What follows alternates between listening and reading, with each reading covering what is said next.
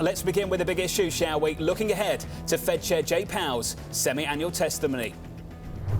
Testimony this week will be crucial. That either confirms that they're going to move ahead or actually plays down some of the market expectations. Chairman Powell at the semi-annual monetary testimony in front of Congress may try and walk back a July cut. They've been trying to tell us to expect one, maybe none. He has to feed the market to some degree. The market was trying to say two and was begging and screaming for two. We're not going to get that. Think about it.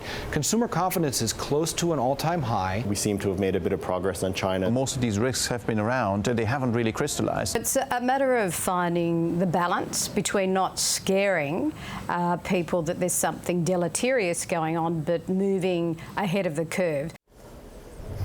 So the key question ahead of a meeting at the end of this month is it no longer a question of how much, but if the Fed will cut rates at all on July 31st. Joining me around the table to answer that question, Mona Mahajan of Allianz Global Investors, Woodard of Bank of America Merrill Lynch, and Brian Weinstein of Morgan Stanley Investment Management. Mona, that question to you first. Your thoughts? Yeah. So, look, we have a mix of positive and negative news coming out of the economy now. On the positive side, we had last week the G20, no more tariffs on the table, so that's on hold for now. We also had a great jobs report on Friday, so strong numbers, consumer confidence, as we just heard, near all-time highs still.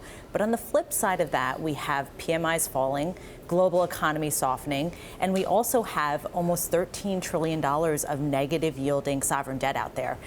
The U.S., can only decouple for so long. Our base case view remains that the Fed does move forward with rate cuts, but July is a question mark. We think September and December, we think there is a rate cutting cycle on the horizon. Keep in mind, this will be most likely now an insurance rate cutting cycle, which historically has been met with positive market outcome. Jared, your base case? Bank of America Merrill Lynch expects the Fed to cut rates in September, probably cut again in December, maybe a bit in 2020 as well, not in July. Strong jobs numbers, inflation is okay, global risks are contained at the moment. It's not a great argument, and this is a moment where the Fed is trying to preserve its sheen of independence, and a cut in July, I think they would be afraid of risking that political perception. Brian? We think they cut in July. I would think about inflation as the linchpin. And by the way, if you're going to buy insurance, you don't buy it later, right? You buy it now. You want insurance before you need it.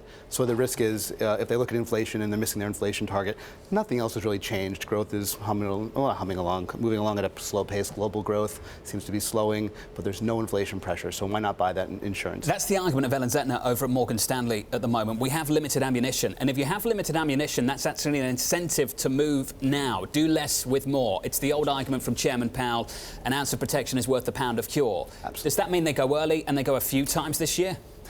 I think they'll hold those cards close. I think they want to keep the option. But the danger in not going is that you don't go, you upset the markets, and then you're forced to go. You can never get ahead of the curve.